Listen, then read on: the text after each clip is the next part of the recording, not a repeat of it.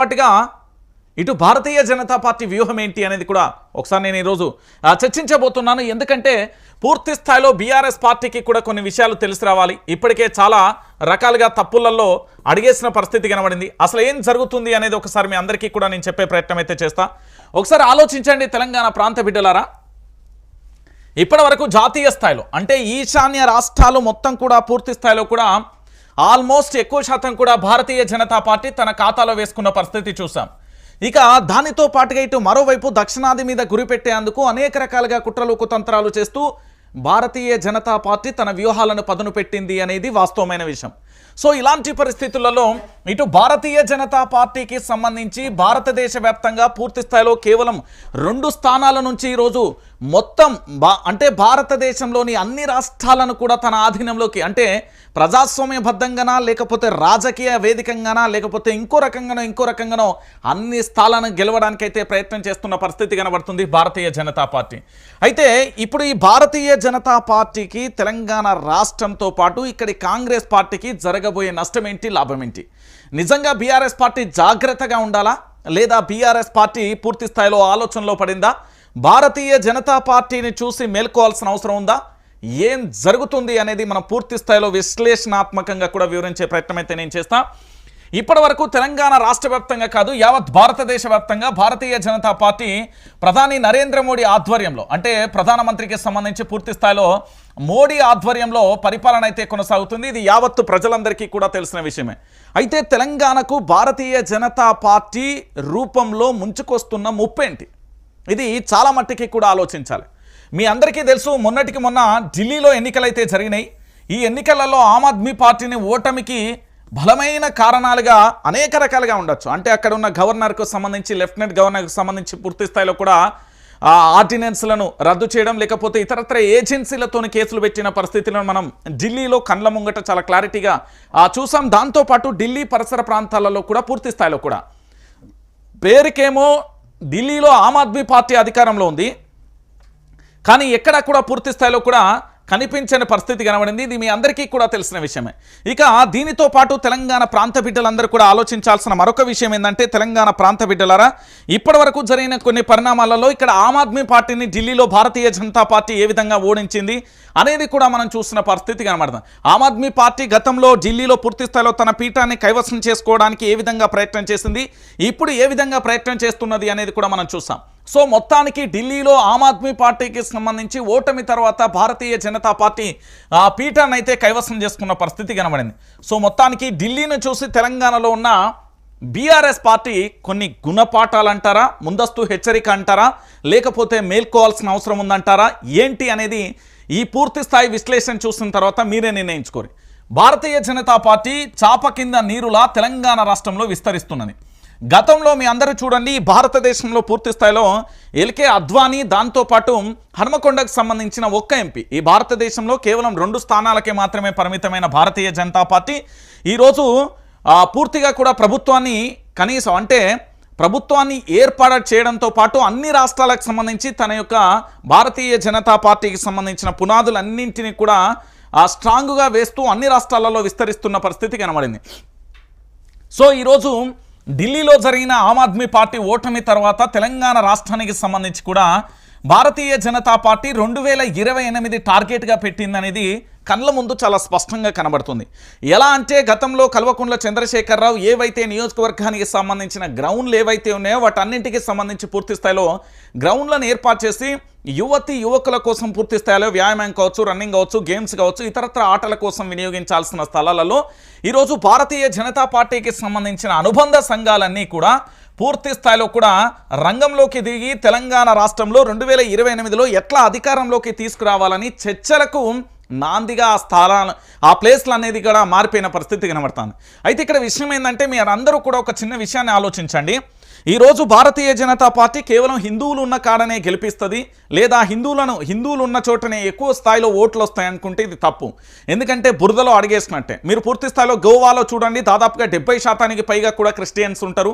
దాంతోపాటు అక్కడ మిజోరాం కానీ, ఆ పక్కనే ఉన్న జార్ఖండ్ కానీ, ఆ పక్కకి సంబంధించి ఇటు మధ్యప్రదేశ్ కానీ, ఛత్తీస్గఢ్ కానీ కొన్ని రాష్ట్రాలలో హిందువులకు సంబంధించిన జనాభాను ఒకసారి మీరు అంచనా వేయగలిగితే, అంటే కమ్యూనిస్టు భావజలం కలిగిన పశ్చిమ బెంగాల్ కానీ ఆల్మోస్ట్ అంటే పూర్తి స్థాయిలో భారతీయ జనతా పార్టీ ఎట్లా విస్తరించిందనే చూస్తున్నాం. ఇటు కేరళ కానీ, ఇటు ఛత్తీస్గఢ్ కానీ, ఇటు మధ్యప్రదేశ్ కానీ, ఉత్తరప్రదేశ్ కానీ తన యొక్క పూర్తి స్థాయిలో భారతీయ జనతా పార్టీ చాప కింద నీరులా ఏ విధంగా విస్తరించిందో చూసాం. అయితే ఇక్కడ విషయం ఏంటంటే కేవలం 70% క్రిస్టియన్లు ఉన్న కాడ కూడా భారతీయ జనతా పార్టీ అధికారంలోకి తీసుకొని వచ్చిన పరిస్థితి కనబడుతుంది. మరి తెలంగాణలో కాంగ్రెస్ రూపంలో ఎలాంటి సమస్య లేదా అంటే 100కు 100% కాంగ్రెస్ పార్టీని తెలంగాణ ప్రాంత బిడ్డలు ఎవరు కూడా నమ్మే పరిస్థితులలో లేదు. 2028లో ఖచ్చితంగా కనీసం ఓటు వేయడానికి అక్కడికి వెళ్ళేటప్పుడు తెలంగాణలో కాంగ్రెస్ పార్టీ ఉన్నది, దాని గుర్తు చేయగుర్తు, దానికి ఓటు వేయాలనేది కూడా తెలంగాణ ప్రాంత బిడ్డలు 2028 వరకు మర్చిపోతారు. అవసరమే లేదంటారు, దీన్ని అసలు పట్టించుకునే పరిస్థితే ఉండదు. కానీ భారతీయ జనతా పార్టీ చాప కింద నీరులా పూర్తి స్థాయిలో ప్రవాహాన్ని మొదలుపెట్టింది. ఎట్లా అంటే ఇప్పటికే తెలంగాణలో కేవలం 2 ఎమ్మెల్యే స్థానాలు ఉన్నాయి, కాస్త 10 స్థానాలకు మారిపోయింది. దాంతోపాటు 8 స్థానాలను కూడా సంపాదించిన పరిస్థితి కనబడుతుంది. అంటే భారతీయ జనతా పార్టీ పూర్తి స్థాయిలో తెలంగాణలో తన యొక్క పూర్తి స్థాయిలో విస్తరణ చాప కింద నీరులా ఏ విధంగా పూర్తి స్థాయిలో తెలంగాణలో విజృంభిస్తుంది అని చెప్పడానికి ఒక ఉదాహరణ. అయితే దీనితో పాటుగా తెలంగాణలో ఉన్న బీఆర్ఎస్ పార్టీ ఎందుకు నేర్చుకోవాలి, బీఆర్ఎస్ పార్టీ పూర్తి స్థాయిలో ఏ విధంగా అలర్ట్ కావాలి, బీఆర్ఎస్ పార్టీ ఏం చేయాలి అనేది ఒకసారి మనం ఆలోచిద్దాం. ఎందుకంటే బీఆర్ఎస్ పార్టీకి సంబంధించి భారతీయ జనతా పార్టీ బలంగా లేదు అంటే అది మూర్ఖత్వమైన ఆలోచన. భారతీయ జనతా పార్టీ చాలా స్ట్రాంగ్గా ఉంది. పూర్తి స్థాయిలో కూడా భారతీయ జనతా పార్టీ చేయబోయే అంశానికి సంబంధించి కూడా ఒకసారి మనం చూద్దాం. ఎందుకంటే ఇప్పటికే 8 ఎంపీ స్థానాలు ఉన్నాయి, దాంతోపాటు 10 ఎమ్మెల్యే స్థానాలు ఉన్నాయి. మరి టార్గెట్ 2028 పూర్తి స్థాయిలో తన యొక్క వ్యూహాన్ని అమలు చేయాల్సిన అవసరం ఉంది. దాంట్లో భాగంగా అన్ని రకాల ప్రక్రియలను పూర్తి చేస్తుంది. ఇక్కడ తెలంగాణ రాష్ట్రానికి సంబంధించి 2 కేంద్ర మంత్రులతో పాటు ఇక్కడ నాయకత్వాన్ని కూడా పూర్తి స్థాయిలో కూడా మార్చేసే పరిస్థితి కనబడుతుంది. వీళ్ళ టార్గెట్ 2028 ఏంటి అంటే ఇక్కడ కాంగ్రెస్ బీజేపీ ఏంది అంటే కాంగ్రెస్ బీఆర్ఎస్ ఇక్కడ పంచాయతీ వేసుకుంటే సీఎం స్థానాన్ని బీజేపీ ఎత్తుకుపోయే ప్రయత్నం చేసే ఆలోచనలో ఉన్నది. ఇప్పటికైనా బీఆర్ఎస్ పార్టీ విపక్ష పార్టీగా ఉన్న బీఆర్ఎస్ పార్టీ మేలుకోవాలి. ఎందుకు అంటే ఢిల్లీలో జరిగిన ఘోర పరిణామాలకు సంబంధించి అక్కడ భారతీయ జనతా పార్టీ ఆమ్ ఆద్మీ పార్టీని ఎట్లా ఇబ్బందులు పెట్టింది, ఎన్ని రకాలుగా కేసులను పెట్టింది, దాంతోపాటు ఏ విధంగా ప్రజల్లోకి చొచ్చుకెళ్ళింది, ఏ విధంగా ఢిల్లీ పీఠాన్ని కైవసం చేసుకుంది అక్కడి పరిస్థితులు వేరు, తెలంగాణ పరిస్థితులు వేరు. తెలంగాణలో పూర్తి స్థాయిలో ప్రజలు నమ్మరు అంటే నమ్మని ప్రజలే పూర్తి స్థాయిలో 8 స్థానాలు ఇచ్చిల్లా, నమ్మని ప్రజలే తెలంగాణలో 10 స్థానాలు ఇచ్చిల్లా. ఒకసారి ఇదంతా కూడా ఆలోచించాల్సిన అవసరం ఉంది. ఎందుకంటే పూర్తి స్థాయిలో బీజేపీని తెలంగాణలో అంచనా తక్కువ వేయడం మాత్రం చాలా జాగ్రత్త సుమ. ఎందుకంటే 2028 కోసం వీళ్ళు అనేక రకాలుగా వీళ్ళ దగ్గర ఉన్న ఏబీవీపీ కానీ, ఆర్ఎస్ఎస్ కానీ, ఇతరత్ర అనుబంధ సంఘాలు ఏవైతే ఉన్నాయో వాటన్నింటికీ కూడా పనిచెప్పిండ్రు. వాళ్ళందరూ కూడా కార్యాచరణ రూపొందించిళ్ళు. పూర్తి స్థాయిలో గ్రౌండ్ లెవెల్లోకి కూడా వెళ్తున్న పరిస్థితి అయితే కనబడుతుంది. ఏదైనా ఎలాగైనా సరే తెలంగాణలో అధికారాన్ని చేజిక్కించుకోవడానికి బీజేపీ అయితే ఎత్తులు పై చిత్తులు అయితే చేసే ప్రయత్నం అయితే చేస్తుంది. ఇది అల్టిమేట్గా బీఆర్ఎస్ పార్టీ చాలా చాకచక్యంగా కూడా గ్రహించాల్సిన అవసరం ఉంది. ఎందుకంటే ప్రజల పక్షాన పోరాడుతున్నది మీరు, ప్రజల పక్షాన పోరాటం చేస్తున్నది మీరు, ప్రజల పక్షాన నిలుస్తున్నది మీరు, ప్రజల పక్షాన పూర్తి స్థాయిలో ఉంటున్నది మీరు. సో మీరు జాగ్రత్తగా ఉండాల్సిన అవసరం. ఎందుకంటే ఒక జాతీయ పార్టీ ప్రాంతీయ పార్టీని ఏ విధంగా దెబ్బకొడుతుందో మనం చాలా రకాలుగా చూసాం. ఇప్పటికే అనేక రాష్ట్రాలలో కూడా ప్రాంతీయ పార్టీలను ఏ విధంగా దెబ్బ కొట్టిందో కూడా మనం చూసాం. సో ఇలాంటి పరిస్థితులలో తెలంగాణ ప్రాంత బిడ్డలు కూడా చాలా జాగ్రత్తగా ఉన్నారు, నిశ్చింతగా కూడా రాజకీయాలను అబ్జర్వ్ చేస్తున్నారు. సో భారతీయ జనతా పార్టీతోనే జాగ్రత్త. ఎందుకు అంటే బీజేపీ అనేది పూర్తి స్థాయిలో కూడా ఇది పలకడానికి నార్మల్గానే ఉండొచ్చు, కానీ దాని పవర్ మాత్రం చాలా AK-47 లెక్క ఉన్నది. ఎందుకంటే ఇప్పుడు పూర్తి స్థాయిలో అవసరమైతే కాంగ్రెస్లో చిచ్చు మొదలైతే రేవంత్ రెడ్డికి సంబంధించి తన కూటమికి సంబంధించిన వ్యక్తులను బీజేపీలోకి లాక్కోవడం, మరి ఎవరైతే బలహీన నేతలు ఉన్నారో వాళ్ళను కూడా ఎమ్మెల్యే సీట్లో ఎంపీఓ ఇతరత్ర ఆఫర్ చూపి వాళ్ళను కూడా భారతీయ జనతా పార్టీలోకి గుంజుకునే ప్రయత్నాలు కూడా జరుగుతున్నాయి. కాబట్టి తస్మత్ జాగ్రత్త. బీజేపీ చాలా డేంజర్గా పూర్తి స్థాయిలో తెలంగాణలో విస్తరించేందుకు కుట్రలు మీన్స్ అంటే ప్రజల్లోకి విస్తరించేందుకు వాళ్ళ ఎత్తులను ఆ వ్యూహాలను అమలు చేస్తున్నారు. దాన్ని భాగంగా వెళ్తున్న పరిస్థితి కనబడుతుంది. తెలంగాణలో ఉన్న బీఆర్ఎస్ పార్టీ పూర్తి స్థాయిలో దానికి 1000 రెట్లు కూడా పోరాటం చేయాల్సిన అవసరం ఉంటుంది. మరి బీఆర్ఎస్కే ఎందుకు చెప్తున్నాం అంటే ప్రజల పక్షాన నిలుస్తున్న ఈ పార్టీ పూర్తి స్థాయిలో ప్రజల పక్షాన నిలుస్తున్న బీఆర్ఎస్ పార్టీ ఈరోజు ఏం చేస్తున్నది అంటే బీఆర్ఎస్ పార్టీకి సంబంధించి ఒకసారి మనం ఆలోచిద్దాం.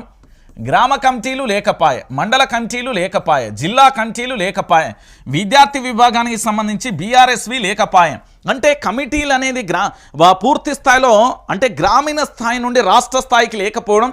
మరొకటి ఏంటి అంటే ఇక్కడ కమ్యూనికేషన్ కూడా పూర్తి స్థాయిలో ఒక సామాన్యుడు cadre to leader, leader to cadre. అంటే ఇప్పుడు కేటీఆర్ని కలవాలంటే సామాన్యుడు కలవాలి, సామాన్యుడిని కేటీఆర్ కలవాలంటే కలవాలి. ఆ యాక్సిస్ కూడా ఉండాల్సిన అవసరం ఉంది. ఆ యాక్సిస్తో అంటే leader to cadre, cadre to leader ప్రతి ఒక్కరు కూడా అది కేటీఆర్ అయినా, హరీష్ రావు అయినా, కేసీఆర్ అయినా, కవిత అయినా, ఇంకెవరైనా లీడర్ స్వయాన కూడా ఒక లీడర్ని కలవాలంటే ఆ కమ్యూనికేషన్ అనేది డైరెక్ట్గా ఉండాలి. కానీ ఇక్కడ లోపించిన పరిస్థితి కనబడుతుంది. ఇక్కడ కమిటీలకు సంబంధించి లోపించిన పరిస్థితి కనబడుతుంది. ఈ ఏదైతే పూర్తి స్థాయిలో ఈ బీఆర్ఎస్ పార్టీకి సంబంధించి తన యొక్క రూపాన్ని, తన యొక్క వ్యూహాలను కూడా మార్చాల్సిన అవసరం ఉంది, మార్చుకోవాల్సిన అవసరం ఉంది. లేకపోతే భవిష్యత్తులో మాత్రం తీవ్రమైన ఇబ్బందులు ఎదుర్కోవాల్సిన పరిస్థితి కూడా ఏర్పడతాయి. నేను చెప్తున్నా కదా, ఇప్పటికైనా బీఆర్ఎస్ పార్టీ మేలుకుంటే మంచిది, లేకపోతే ఇకనైనా ఇబ్బందులు పడే అవకాశాలు ఉన్నాయి. భారతీయ జనతా పార్టీ పూర్తి స్థాయిలో కూడా తన యొక్క వ్యూహాలను అమలు చేయడంతో పాటుగా ఏ విధంగా అధికారంలోకి రావాలి, తన అనుబంధ సంఘాలను కూడా తెలంగాణలో యాక్టివ్ చేస్తుంది. ఇప్పటికే 2028 టార్గెట్గా మిషన్ కూడా కొనసాగుతుంది. తస్మత్ జాగ్రత్త. ఇది బీఆర్ఎస్ పార్టీకి సంబంధించిన నేతలందరికీ కూడా నేను చెప్తున్నాను. ఎందుకంటే వాళ్ళు పూర్తి స్థాయిలో చాలా చాకచక్యంగా కూడా పనిచేస్తున్న పరిస్థితి కనబడుతుంది. ఇక దీంతో పాటుగా మరొక అంశాన్ని కూడా చూద్దాం.